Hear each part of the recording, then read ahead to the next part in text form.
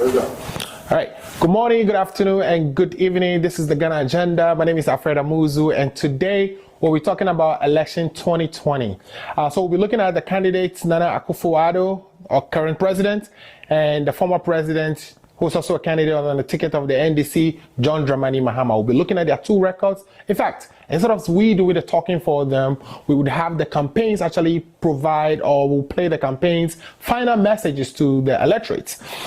In addition to that, we'll be looking at some of the constituencies that we'll be paying attention to during this election season. Remember, we on the Ghana Agenda would be live on Tuesday, and we'll be showing the results live. We'll be providing the results live as they get declared at the constituency levels. We'll be collecting, tabulating, and perhaps reporting to you who wins what seats, whether there's an NPP candidate winning or the NDC candidates winning in the individual constituencies. All that will bring to you live on Tuesday, the 9th of the 8th of December.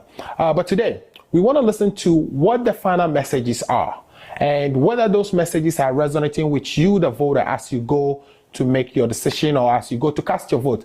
Again, we'll be bringing a friend of mine who I like to talk to when, I want to cut through all the noise of the various campaigns and get straight to the fact. We would be asking Frank Anderson, who's a friend of mine, very, celebrated, opinion journalist himself, to give us what he thinks about the two campaigns and the final messages and how they resonate with him. If he was voting, what would have influenced his vote. So this is what we table for discussion today. Again, this is the Ghana Agenda. Meet me on the other side, and we would jump right into the program.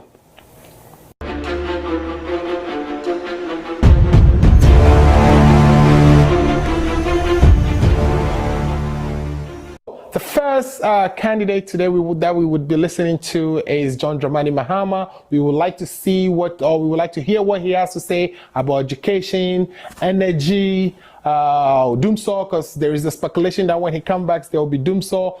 There's also speculation that he did not actually cure doomsaw. So we want to hear from him and what he has to say. So take it away, Mr. President. You should just see Nanado go around. His only message is free SHS, that's all, and that's what he keeps happening.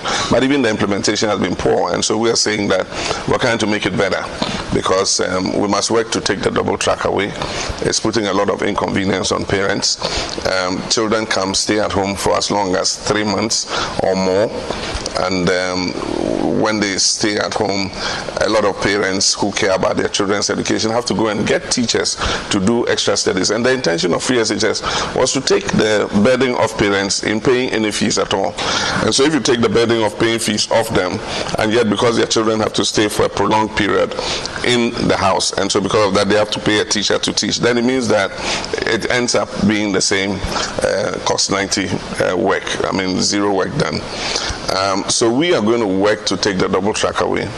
And one of the things that Nana Akufo-Addo should have done was to have continued the community day school concept that we brought in. Because even without the 43 I commissioned before I left office, about another 50 were at different stages of completion, needed just a little more to complete them. Some had been roof, doors and everything put in, was just left to plaster, paint and all that. And so he could easily have brought about 100 of those schools, on track if he had continued from where we left off. But even the 43 we finished, those that are operational have helped to ease the congestion in the existing secondary schools. First of all, I'm surprised that a lawyer like Nana Akufo-Addo can equate review to abolish or cancel.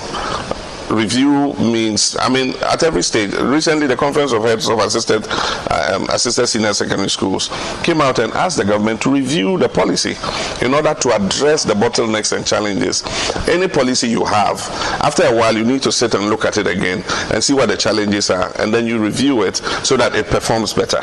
And so it was in that context I used the word review. But of course, he has refused stubbornly to understand what review means, and he says in his own understanding, review means to cancel or to abolish.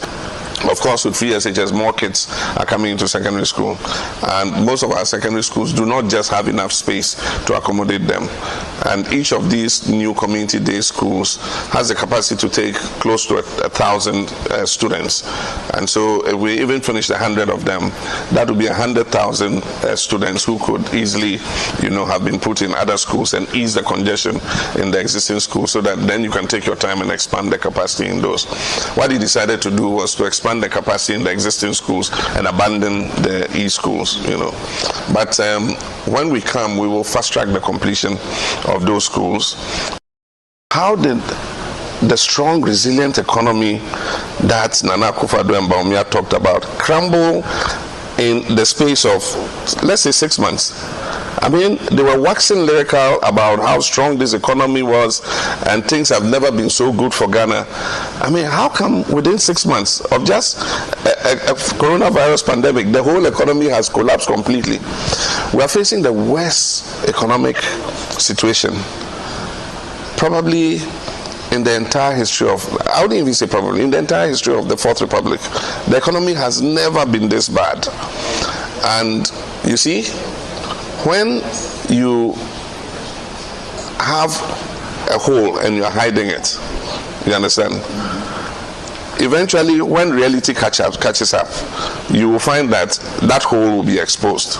There's been a hole in this economy, and I've kept saying it. This is not the first time I'm going to say it. The finance minister, who is the cousin of the president, has been cooking the books since 2017. He has this way of, and it's the first time we're having this strange presentation of budget. Our budget numbers from 1992 to date are the budget numbers for everybody, for Parliament, for the International Donor Organization, for everybody. And those are the numbers that are presented to the world. This finance minister comes and he has liabilities, big ones. Instead of calculating them and putting them in the budget, he brings them to the bottom and puts them at footnotes. And so he doesn't factor them in the budget. And so he can give you a deficit number that looks good. He can give you a debt to GDP ratio that looks good. He can give you, all his other fiscal statistics that look good. But as soon as you add the liabilities, one was the financial sector clean out, and two is the energy sector debt. The energy sector debt, today he owes the independent power producers alone $1.5 billion. $1.5 billion. Those are the figures he's now put in the budget that are showing the kinds of numbers that are, and so he's been engaged in subterfuge. And sometimes very criminal subterfuge. I'll give you another example. In 2019, they didn't meet the domestic revenue target. You know what Oforiatta did? He made GRA go and borrow money from commercial banks and presented it and said, we met the revenue targets. So when coronavirus struck, the commercial banks have been deducting the loan that they gave to show good figures for 2019. That is why the economy is worse than it is, because any revenue that comes, the commercial banks are taking their money back. And so some of these things have been very criminal, and I'm surprised that Professor Ade, as chairman of GRA, could connive to do something as criminal as this. The president knows about it. He's done nothing about it, And so yes, the economy is in a bad state. We handed him a much better economy. The energy sector has been the Achilles heel of this economy for a long time.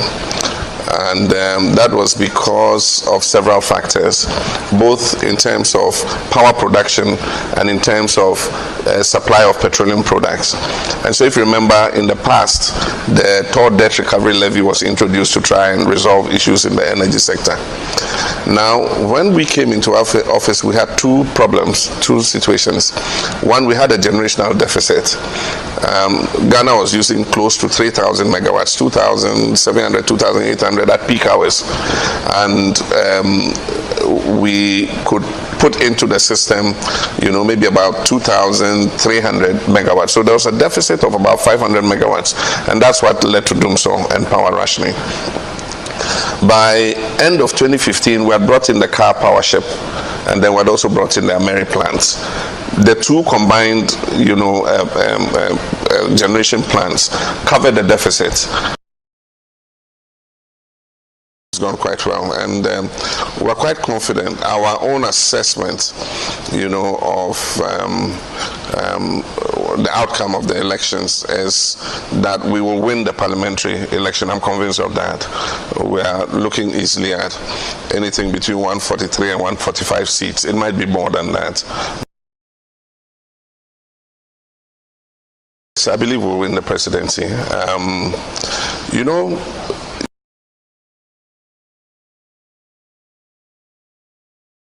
all right, so you've heard from the former president. He talks about some of his achievements, some of the things he did when he was the president between 2012 and 2016, and some of the plans that he has for Ghana when he becomes president again on January of 2021.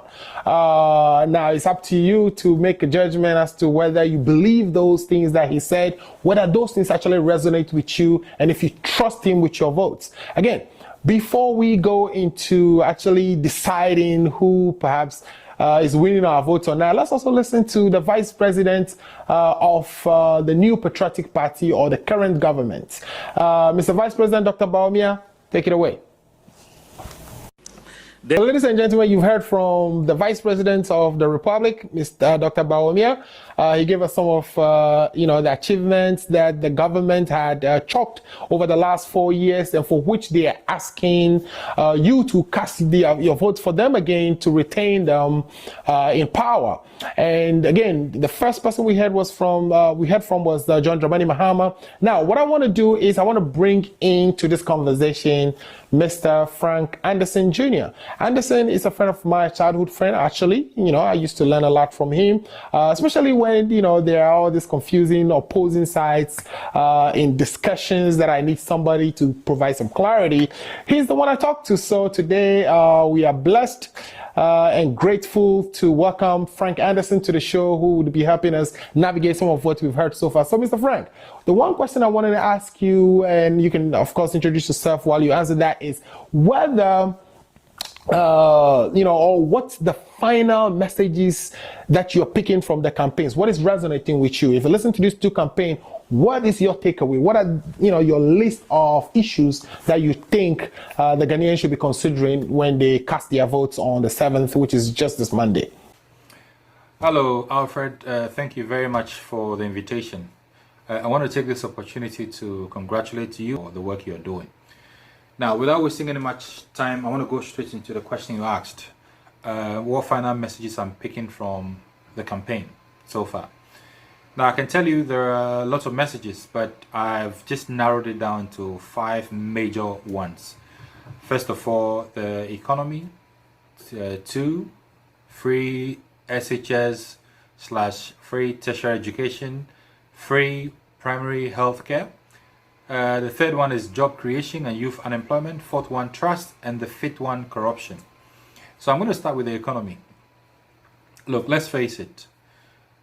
2021 is going to be a very difficult year for all of us, and especially for Ghana, in the context of Ghana. We know what coronavirus has done to the global economy. In the particular case of Ghana, we know our debt levels are estimated to get to 76.6% by end of 2020 due to excessive borrowing we've seen in the last few years. We also know that a lot of funding has gone into relief items for citizens. Businesses have been given stimulus packages. A lot of money has been spent on PPE, procurement of PPE, and so on and so forth. So there's a difficult choice to make when we get to January 2021.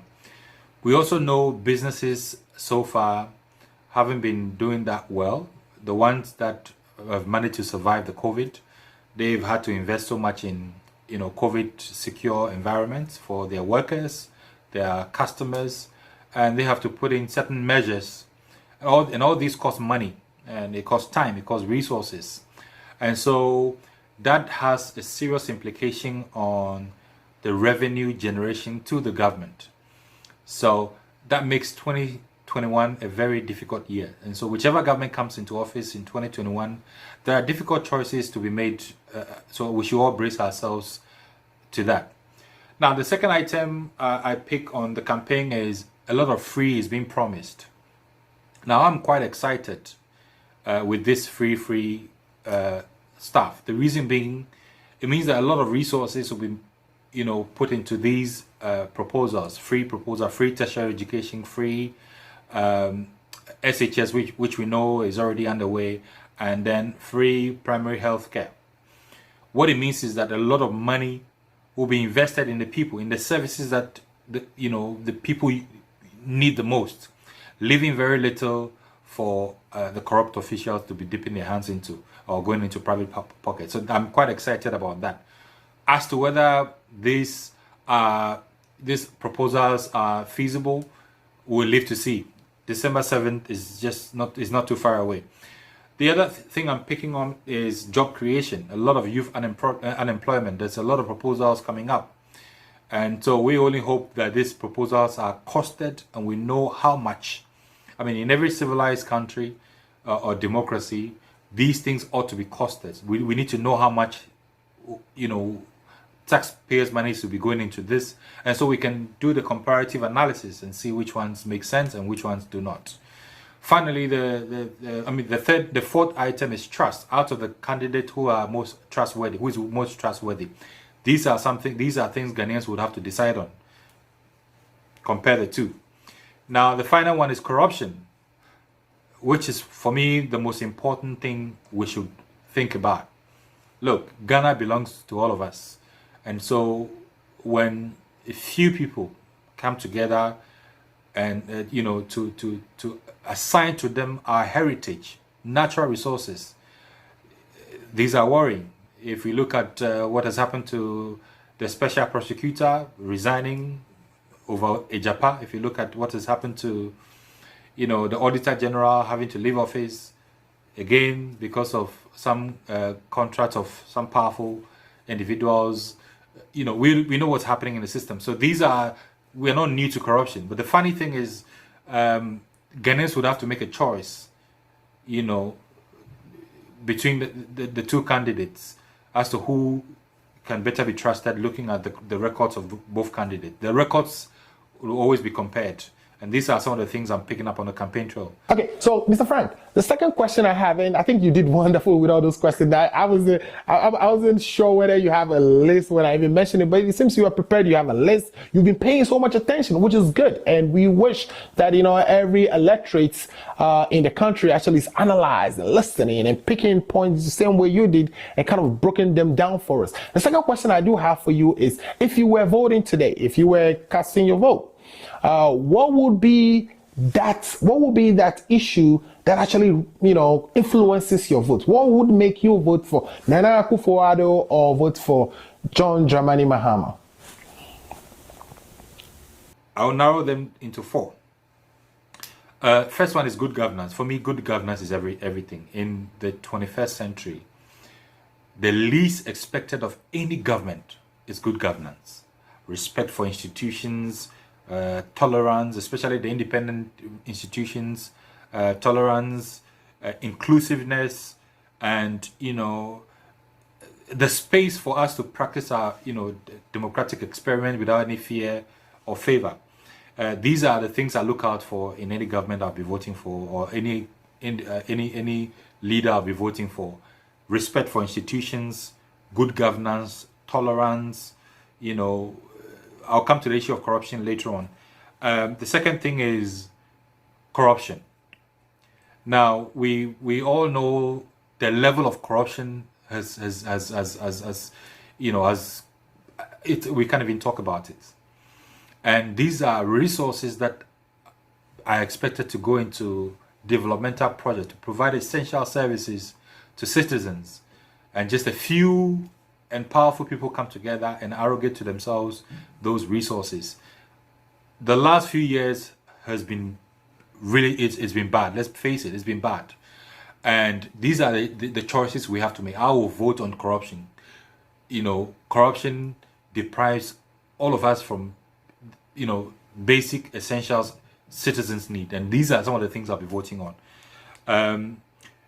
I think it's fair to also say a lot of the moral society who we expect to speak up have been either cowed into fear, or they just they're just not confident in coming out and speaking about these issues of corruption. And anybody that speaks up, we see a lot of intimidation, we see a lot of victimization, and so everyone is scared. Nobody wants to talk. So it's actually moved that into the culture of silence, which is not good for our democratic experiment.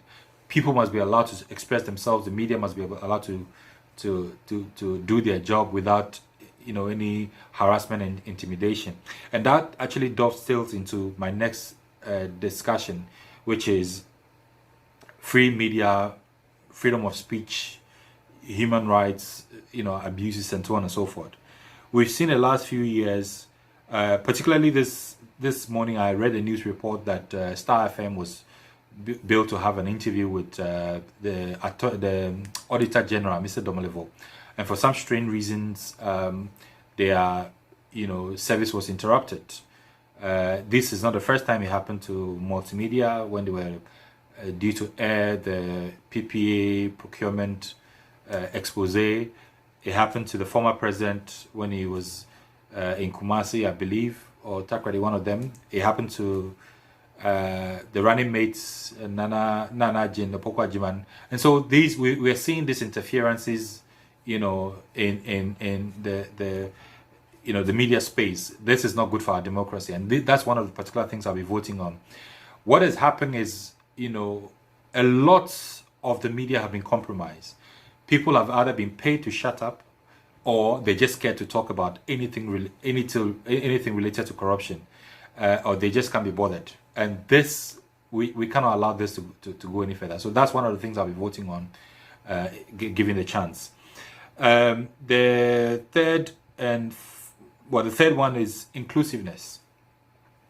Look, like I said, the resources of Ghana belong to all of us. It belongs to our generations after us. And so it's incumbent on all of us to make sure whatever resource opportunities there are, it is shared across the length and breadth of the country. It doesn't have to depend on your political affiliation or the party card you hold. It doesn't have to depend on your lineage. It doesn't have to depend on your tribe. We should make sure the resources of Ghana is shared across the length and breadth of the country. We should make sure opportunity is made available to everybody, not just those in our political party or our political space, or those who belong to our tribe only. And so these are one of the most important things I'll be voting on if I'm given the chance to vote.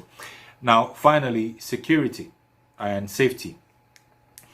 The use of the armed forces, to intimidate citizens is one key thing I'm also picking up, and which would determine which way my vote goes if I'm to vote. The security forces, the armed forces of Ghana, they've sworn an oath of allegiance to Ghana to protect the citizens of Ghana from external aggression. And so for me, if any government or any politician or any state institution is using the same people we've given power and giving logistics to protect us as citizens, are now being turned against us to use them to intimidate citizens, I'm not having it. I'm just not having it. It has to stop. We have to press the reset button. We have to define the lines. And going back to the issue I raised regarding good governance, just backtracking a little bit. Look, I need a leader who will respect the independence of our constitutional bodies. That's the only safeguard we have. So for the likes of the Auditor General, the Special Prosecutor's Office, the SHRAJ, and all these independent institutions, they must be protected and respected. They must be allowed to do their job without fear and favor. But what we're seeing these days is, the marauding power of the executive has been brought to bear on their work, and which means all of them are scared. All of them are afraid to speak up, even to do their job. They lack that moral authority to work. And so these are the things I'll be voting on when I'm given the opportunity on December the 7th. We have to reset the button, like I said. Ghana is a democratic country, and there are rules of engagement in any democratic enterprise. The freedom of speech, human rights, people must just be allowed to carry on, with their day-to-day activities without fear or favor. So these are the things that will be affecting the way I vote. And I expect all Ghanaians to take their destinies into their own hands and make sure we make politicians know we employ them. We cannot be bullied around, in this 21st century. And these are the things I want to bring to the table in this discussion. Thank you very much, and God bless. Okay, so thank you so much for agreeing to join us, and thanks so much for all that detailed information you were able to, first of all, gather in this short period and provide to us. We really appreciate it. We have a place for you here all the time. You come and help us when we have complicated issues and discussions that we want to break for our listeners. Now, ladies and gentlemen, you've heard both campaigns. You've also heard my good friend Frank Anderson, and the only thing I wanted to add is this is a monumental or a time to remember. This is the one time we are actually voting in the middle of a pandemic, and so we don't want to be lost on that fact. So that our advice from this show is that everybody, when you go to your polling stations, that first of all you maintain your hygiene, stay away from people, or give some distance. Make sure you have your mask on. If you have a hand sanitizer, make sure you have it ready. If you don't have your own hand sanitizer, make sure you find one at the polling station. If somebody has one, get some, and of course sanitize yourself. By all means, keep yourself safe. We want to emphasize that. But also, we've heard so much. Now it's time to make a choice. We want to do this in peace. Let's not fight. There are places like Volta region and other parts of the country where there is going to be heavy military presence. Do not agitate the military. Even if they agitate you, please, just in the spirit of peace, love, and harmony. Vote, stay vigilant, stay at the polling station if you have to. If you don't have to stay at the polling station, there are representatives from each of the parties that are going to be monitoring, the counting. And so, go home when you're done with your election. Come back when the results are being counted, because in Ghana, that's what we do. We all gather at the polling station, count the results together. By all means, participate in that, but do it very peacefully. We only have one Ghana, and we want that one Ghana to still be there for us on the 7th of January. And we want the presidents that will be electing, whether it's Nana Akufo-Addo we are retaining or we are bringing John Dramani back, we want to be able to support them peacefully. Ghana is touted for its democratic credentials, and we are not about to lose that. And it takes me and you acting peacefully in harmony and selecting and making our decision, or selecting our president. So let's go and do that. Now, in listening to all these campaign messages, all I want to again add to what we've heard so far is we've seen these two gentlemen, we've seen these two parties, even the actors, people involved, both Nana Addo and John Dramani Mahama. They do have a record. It's not like those days in 2016 where Mahama is talking about he built this, he built that, he has a green book that he was touting, and the opposition didn't have anything, and there were conversations about if you're talking about infrastructure, it's an exercise in mediocrity. That is not the case this time. This time we have infrastructure for infrastructure that we can match. We have records that we can match. So I would ask that all viewers of this program who will be participating in the election, that you analyze carefully which of these two campaigns or which of these two candidates is answering to what your needs are as a Ghanaian, what you want Ghana to be.